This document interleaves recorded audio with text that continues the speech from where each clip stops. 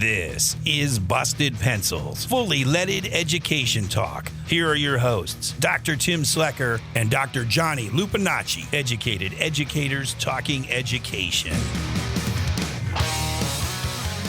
Yes, it is Busted Pencils, fully leaded education talk. Educated educators talking education. Special guests, special classes in session. Gotta though say hello to Dr. Johnny Lupinacci and Jess. How are you, my two friends? Doing great, Tim. Doing great. Excited about this special guest. I mean, a timely moment, and it's always great to hear from our leaders. And so, Tim, let's jump right into it. Yeah, return of guests. Man, does she need a long introduction? My goodness, no. The president of AFT returning guest, Randy Weingarten. Randy, how are you, our friend? I am always great when I'm on a Zoom or a interview or just hanging with you, Tim, and you, Johnny, and you, Jess. Yeah. We love you. And we love the work you're doing because it is not just important work, it's the work. And we're proud of you. And we couldn't be happier to have you with us here, Randy. Thank you. Thank you, guys. Okay, so Randy, we are here in, a moment. You gave a great speech. We're going to talk about this, but, how is it that we maybe put the question, we've been asking this to a lot of our guests. How do you see this new moment that we're in where we have a president-elect Trump, almost going to be an installed President Trump? He's made open declarations of wanting to go after public education in a way. And where are we going? What do we do? What's Randy Weingarten thinking about this moment and where we're headed? Well, that's a big question, Tim. Yeah. Yes, let's see. Do I have about, 10 hours on the couch here? Right. But I would say we have to spend a little bit of time understanding what happened. And I do think, and I said this in the speech that I gave in honor of David Dinkins at Columbia, on December 5th. I do think there's the intersecting eyes, incumbency, inflation, immigration, identity. All of those things played a role in an election where right track, wrong track. It was 75% of Americans thought we were on the wrong track, 25% thought we were on the right track, and Harris lost by 1.5 points. So let's just put all of this into perspective in terms of what this was. But I think that the overarching issue I heard over and over again was the price of eggs. And I was on a bus basically from Labor Day to Election Day, crisscrossing the country, talking to people, not only my members, but parents and patients and community members and labor. And so I heard a lot. But I also think, and look at the reaction. Nothing absolves anyone. Someone should not have been murdered the way in which the chief executive of United Health was. Nothing absolves that criminality. Let me just be really clear. But look at the reaction that has happened since about all of the horrible stories about how United Health handles patients. Look at what happens in terms of the price of eggs. And yet there's this, the price gouging that has happened. And, so I think that what you saw is basically just like we've seen in 9 of the 10 last federal elections, where one party or another, or where the White House, the Senate, or the House of Representatives changed hands. What you saw was people saying collectively, this is the only agency I have to get change.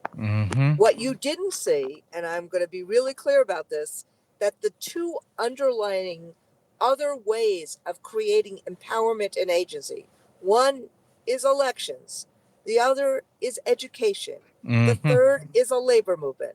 You didn't see people saying, no, I don't want a labor movement. And you didn't see people saying, no, I don't want public education. In fact, it was the opposite. The three ballot initiatives, statewide ballot initiatives on vouchers all failed. Mhm. And there's a story that I keep lifting up in Nebraska, where in counties where Trump won 95-5, the voucher proposal lost 60 to 40. And the labor initiatives that were on the ballot, they didn't lose either. So when Trump goes and says he's against public education or he's for vouchers, it's dissonant to where people are. And so this makes all of us, we're going to have to work hard as allies to fight back against the misinformation and the disinformation and the billionaires' push to undermine and defund public education. And they will push it. They'll want their, sorry about the whatever, we are in life. That's right. But they will push to defund public education. They will push for vouchers. And those of us who understand the promise of America and understand the promise of public education as a key ingredient to opportunity for all, we're going to have to ally ourselves more closely than ever before to fight back. Well, Randy, too, yeah, thank you for making that point. I mean, we did a great interview with rural Kentucky and a person who went down there and saw that same, 74% of the voters voted against vouchers, but 80-20 voted for Trump. So we know there's a message there with public education. And I've been framing it this way. Isn't this the opportunity to create a movement where we know people, and you say in these rural places, maybe even pointing out Democrats missed out on the reality of how to use public education as a community organizing point there we could be galvanized to say this is a movement that we can get behind. In 25 years of supporting high stakes testing and standards, guess what? That's not a winning thing. My neighbor doesn't care about that. My neighbor cares, as they pointed out here in Kentucky, as you said, in Nebraska, they want their public schools, and they actually want their public schools funded. And nobody talked about that in the election as something to run on. Correct. And in fact, I did an op-ed, right, that was hard to frankly place, where I said there were 3 debates. And not one question about education was advanced in the 3 debates. So it wasn't just the, Trump and Biden or Trump and Harris. And I mean, look, Tim Walz is a public school teacher. So to the extent that anybody was talking about it, his pedigree, his identity talked to it. But the media in none of those debates, not any of those debates, did the question of education arise. So I think that the issues about, and I think to your point, absolutely, public education is an organizing principle. It is it is a bipartisan principle in so many areas across the country. And for the life of me, I do not understand why it was not on Front Street. Johnny. Yeah, well, Randy, I mean, this is excellent conversation for our listeners, and listeners, we'll link you to a speech that I just thought was just right on point, extremely timely, fighting for a better future. Randy, in that speech, you kind of outline, some suggestions for schools, but you remind us that we can learn from history, and that in this moment that is almost like one of our other guests called the Dickens moment. Yes, we could see it as the worst of times, but it also in many ways is the best of times for our lifetimes. And thinking about how you remind us that support for unions is the highest it's been since 1965, right? And that, what is it? I think you said 90% of Americans under the age of 30 support unions. Yes. And then you acknowledge the feeling of loss of agency and the hopelessness that so many working folks across this country, and especially, you noted, especially so many young men out there who have voiced Yes. that and swung this election. You're acknowledging these things and reminding us, remember why we have unions, why we have these, and what an exciting time to have a creative and skillful negotiator like you, Randy, helping to kind of say, hey, let's sit down and let's figure out how to strengthen things. Let's address these real needs, especially if we're in a populist moment. So I just wonder, would you speak to that exciting part of where Sure. unions are at today? So I would say, and I did, and I do throw down the gauntlet, but also I think we have to be wise enough to know where the bright lines are. I mean, we want a country. I am very proud to be an American. I love being an American. I am a patriotic American. I believe in America. And part of America is having a democracy where you actually can speak in nonviolent protest and in nonviolent ways your mind. And so will we still have a democracy or not? That's going to be a big question in the next, in the next few years. And I say this in watching in awe what just happened in Syria. Yes, concerned, but watching in awe how quickly that dictatorship fell after 54 years. Mm-hmm. And so, but what creates, so voice is really important, but what the labor movement does is, or what a union does, it's not just voice, it's economic power. And it's not the authoritarian or the strong man bequeathing it to you, saying, oh, don't worry, I'll do it for you. It's us doing it for ourselves. That's what concerted action means. That's what joining together and fighting for a collective bargaining contract, fighting for increased wages, fighting for decent health care, whether you're fighting in a policy realm at the State House or the White House, or whether you're fighting in terms of your boss and wanting to have a contract that has that.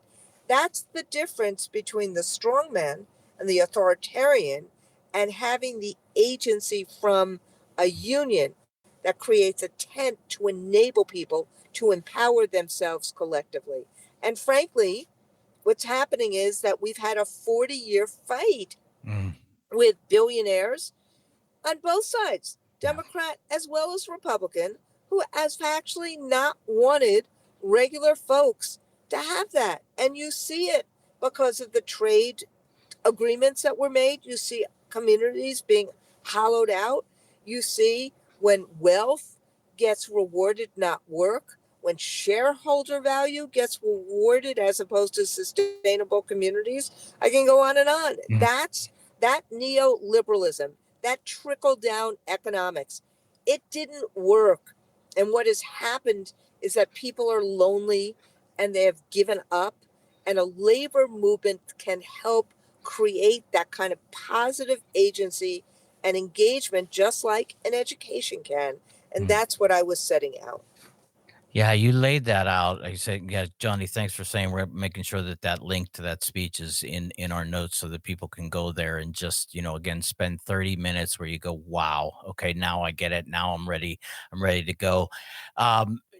Randy, too, we just, we have to mention a mutual friend, Jonathan Gerko. We had him on the show. Yes. and Jonathan really put out, he say, like, here we are. We're, he named the moment and say, we have what we have. And is this the potential to leverage the ultimate deal maker, as he's labeled himself, President-elect Trump, and kind of said, if there's an opportunity to make a deal, he's like, the most skilled negotiator of our times, Randy Weingarten, is the person to do it. I was wondering if you had any thoughts about Jonathan's kind of putting you up to the task there. Look, I think you have to do two things. Number one, you can never stray from your values. And so deal making has to happen within that context. A deal for a deal's sake is not value based. And I think that, and so within our values, I'll give you an example. If you take career tech ed and having pathways, and I've talked on this show about this. If you have pathways from high school on or junior high school on for kids who say, look, I may want to go to college at one point or another, but maybe not now, or maybe I do now, but I want to have a practical skill. So what about not just AP courses, but stackable credentials and apprenticeships starting from high school? Mm-hmm. Why are we not doing that? Why 60% of the kids in America graduate from high school without going to college? Why not have these different pathways? Now, I hear from the grapevine that Linda McMahon believes in this too. Mm-hmm. I don't know if she's going to be secretary. She's going to have to get through the sexual harassment or violence or exploitation allegations that are made against her. But if she does get through it, why not work together on what Switzerland does and do it here even better? Why not do that? And if in that instance, we could work together at the very same time as we'll fight against voucherizing and defunding public schools. So if that's what Jonathan means, of course we'll do that. But, at the end of the day, we have to be about American opportunity for all, and we have to be about respect for all. And that's what public education, and that's what labor does. Yeah, and it's busted but I pencils. love Jonathan. Oh, good. He loves you too, and we could tell that. Hey, if you want to jump in and leave a question for us in the mailbag, 608-557-8577. That's the number. You can drop us a message in too. And if you have a question for Randy, we'll pass it on to her. But Randy, you laid out too, and I think from public education, really pointing out 3 strategies: Yes. literacy, community schools, and relevant, or more importantly, engagement. I just wanted to give you an opportunity to kind of lay those out for the Busted Pencils listener, because there's such a connection to public education. So, part of what I was trying to do in this speech is not make policy so far away from people, and to really and there's a saying from the scriptures. My wife is a rabbi, so I got to be a little spiritual here. But there's a saying from the scriptures that no one is expected to do everything, but everyone has to do something.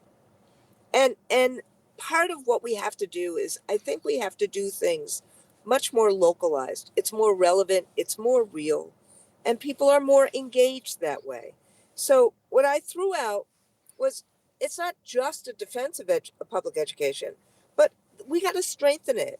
And so there are 3 things that I thought that we could do at a local level. Number 1 is, we give out books. As others ban books, we give out books. We do it in community. We've done 400 of these events in the last 2 years. We've given out 10 million books in the last 10 years.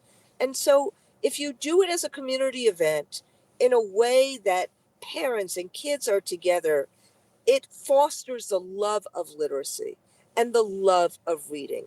And I challenge people, let's do it more. Let's not just do 400 events in 2 years. Let's do 800 events in 2 years. Let's philanthropy help us buy books. We'll buy 1 million. We do it, from dues money. That's about $2-3 million. Let others help us, and we'll do more of these things to get books into the hands of kids. Number 2, loneliness is a real thing. Johnny said it before. And there are 2 ways of dealing with loneliness and disaffection and disconnection. One is, let's wrap services around a school. Schools sometimes are the biggest employers in a district or in a region.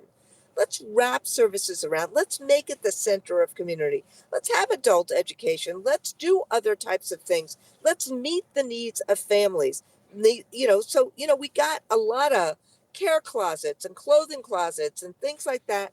Let's really figure out ways that really meet the needs of families through community schools. And the third is this engagement piece. Experiential learning, those of us who have taught for a long time, project-based learning, experiential learning. Dewey said it. I was just at the Barnes Museum. Think about what art is. Think about what football is. Think about what career tech ed is. We have to do more experiential learning. And you know what that does? It helps us do what the 4 things that kids really need right now are: critical thinking and problem solving, resilience and relationship building. So let's stop with the over testing and let's start with really thinking about project-based and experiential learning. And career tech ed not only is a workforce development, it's some of the best ways to do that. That's what I called for. Nice. Man, Johnny, jump in there. And absolutely inspired. Appreciate all the work that you do, Randy, and for sharing it with our listeners here. And you break it down at the end of your talk the other night, and you certainly touched on it here today. The simple truth is that we all do better when we all do better. Those are your words, and they resonate with me since you said them, and I'm carrying them with me because this is an exciting moment to do that work. Appreciate you joining us, Randy. Thanks for everything. Thank you. Let me just say one more thing. In this liminal space, I agree with you, Johnny. It could be the worst of times, but in this liminal space, it might be the best of times. But we have to this is a race between fear and hope. And we are running on the hope side. That's right. And that's who we are. That's who all 3 of you are. So I just wish you a really wonderful holiday and the best of the new year. And let's just fight this together. And let's fight for people. And let's fight for opportunity. And let's fight for dignity for all of us. Absolutely. And now for your moment of Zen.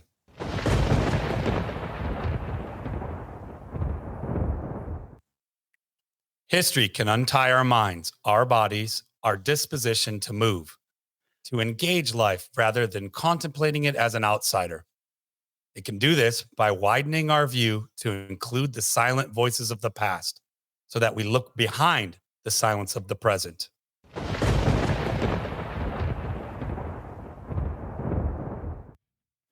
Oh, thanks for busting pencils with us. And don't forget, every Friday we drop a free throws and face-offs. Tune in Saturday across all the civic media stations to listen to Busted Pencils.